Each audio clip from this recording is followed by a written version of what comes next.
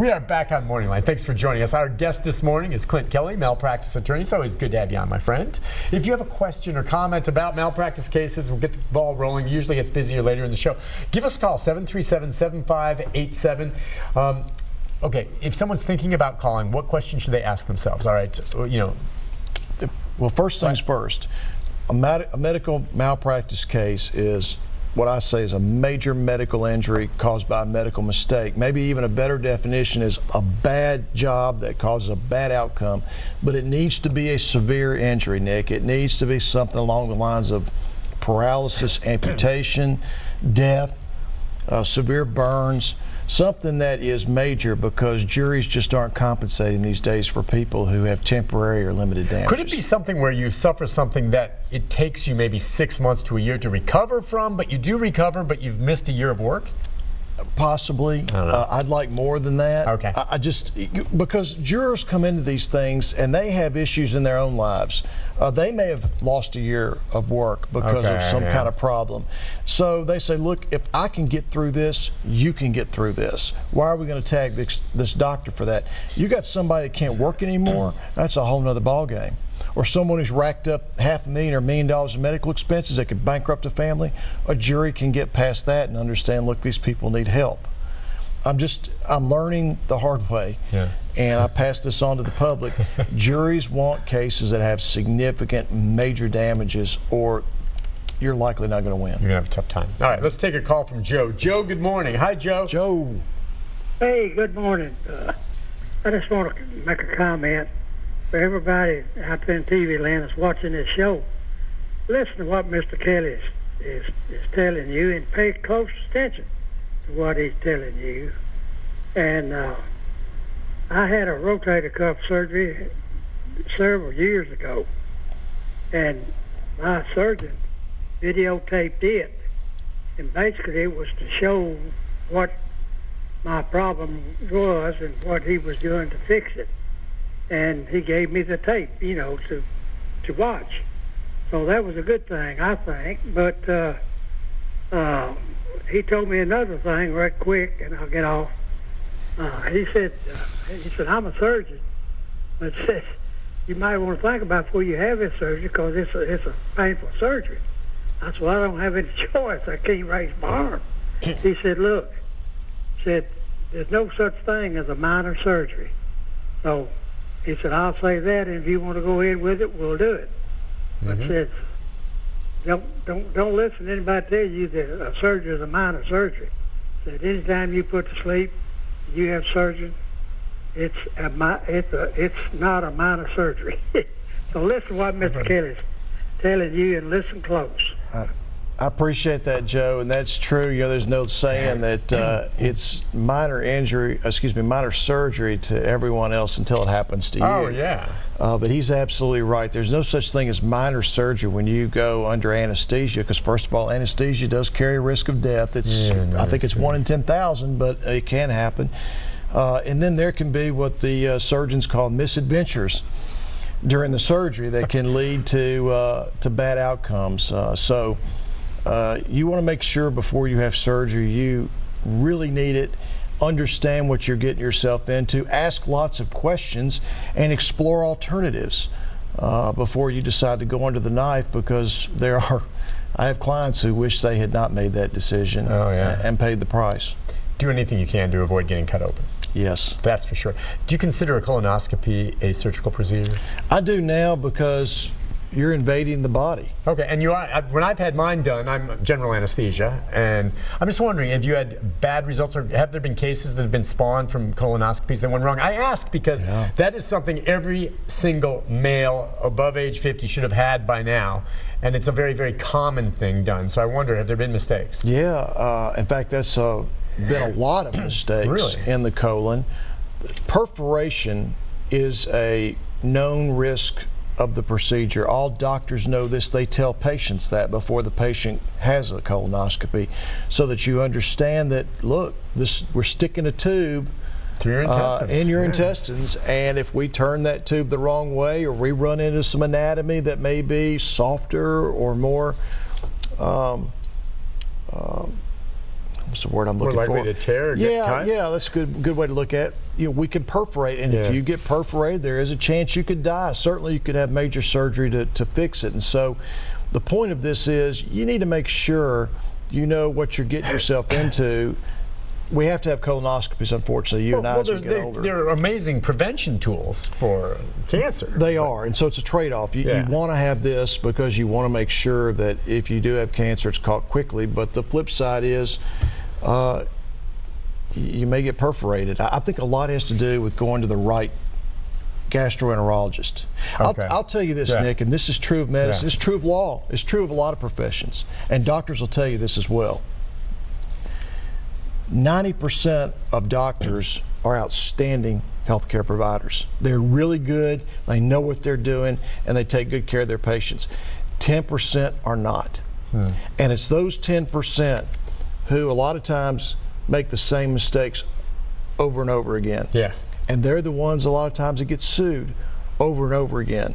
The key is to find that 90% and that be your doctor and not get stuck with the 10%. Okay, now, for instance, I would do that by asking you. Not everyone. I mean, if you know, how do you know? How do you know if you're getting that 10%? Word of mouth. Word of mouth. Get referrals as it stands. The other thing you've told me about that's kind of scary is some of these doctors in that 10% will have their issue with the hospital. And the hospital will just shoo them on their way. Not make sure not realize, okay, let's get them out of this business before they hurt someone else somewhere. No, we don't want them our problem anymore. But that doctor pops up in another state. Nick, that's probably the best, after word of mouth, that's the best check you can make on the quality of your physician is find out how long have they been where they are. Bingo. Because it's my experience, the doctors that are what we call itinerant or nomads, they go from one place to another. Sometimes those are the ones that leave problems in their past and go to another place and then another place. That's what you check on, is find out from your physician how long has that physician been practicing at that office and working at that hospital. That's incredible news. I can't remember if we've ever said that before, but that makes perfect sense. 'Cause I've always wondered how you know, besides referrals, and you try and you trust your friend, but you just never know. But ask them how long they've been there. And you're talking about not just necessarily surgeons that are doing something. I would ask my general practitioner how long they've been there.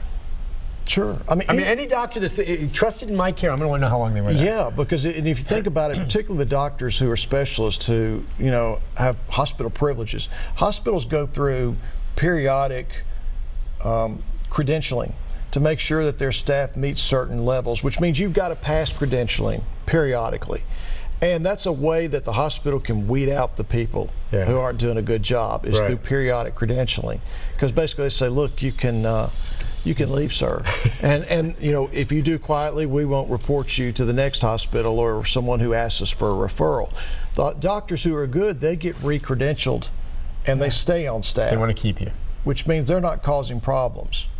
You get my drift? Oh, absolutely. And I think that's true in a lot of fields, probably. Now, I just view it as a red flag. I don't think it's fair to say everyone's like that. Some people are just nomads and they move and they like new experiences, new locations. But medicine in particular is like that. Yeah, if I see, well, heck, the news business, I've been blessed to have been here as long as I have, and I like to think that's a reflection on me. But I do know that a lot of reporters bop around. That's just the nature of the business. So it varies, but that's, I think, a great piece of advice. I wanted to ask you this one thing. We talked about it last time you were on, the other Vandy case. And I just wanted to have you refresh my memory on what you think of the fact that this nurse, aside from what she's dealing with in terms of the wrong medicine, going there, being charged criminally. You're a civil guy, all right? How often does any of your cases switch where this DA is now charged this woman, a nurse, who made a mistake with a criminal offense? Never. That's a different ballgame. Never. Not in my experience. Does that have any bearing on what you do in any way? Yeah.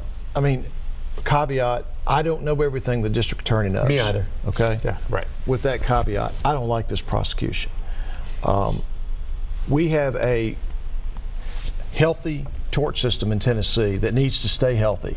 The purpose of that system is to hold people accountable and award compensation so people can move on with their lives. We want the doctor to be able to keep practicing, the hospital to keep doing its job, the injured person to be made whole, and everybody moves on. Peace. What we don't want are doctors and nurses scared that they're going to be prosecuted and have to serve time for making a professional mistake. Yeah. I don't like that. And I'll tell you what, that's going to make my job harder and a lot of other lawyers who represent injured patients harder, because these doctors and nurses are going to start, you know, some of us think they lie already to protect their wrongdoing. Now they're really going to do it because they don't have a choice. In their mind, they're thinking it's tell a lie or go to jail. Yeah, that's a different ballgame than, you know, if you get caught and you lose in a civil case, yeah, there's going to be money, there's malpractice insurance, it hurts your reputation, maybe. But going to jail is a whole different ballgame. Someone's talking about taking your freedom away, and basically at that moment, your career's over. I mean, it's one thing to say to yourself, you know, I'm going to let the chips fall where they may because I've got insurance. That's what insurance is for, okay? Yeah. It's another thing to say, I could go to jail for this. I got to cover this up any way that I can. I can't take a chance of being discovered. Right. So I don't like this prosecution. I don't think it serves a good purpose. I don't think it's going to make anything any better other than cause fear. And I think a lot more cover-ups in hospitals when they make mistakes. We don't need that. We need a healthy civil justice system. This is what tort reform does, by the way, too, Nick. When you start coming in and messing with the jury system, taking away people's rights to be awarded damages, then you start bringing in the criminal justice system to make up for it, and that's a bad way to go. I totally agree with you on that. Now, I know you're not saying, and I know you've never seen it, that you would never bring a criminal charge, because what we're talking about here is an acknowledged mistake. This woman did not mean to kill this woman. Of course not. Okay, she did not. This nurse did not. Now, had she, yeah, darn right it should be criminal. She should be charged with murder if that was the case. But it was an accident, and I see what you're saying. It's a whole different ballgame. But if someone's intentionally doing something bad in the hospital, not necessarily that case, but any case, and then you have seen that in the past. The only other exception I can think of, Nick, that may, and I underline may, be justified prosecution is if someone comes in drunk. Something like that. Okay? Yeah.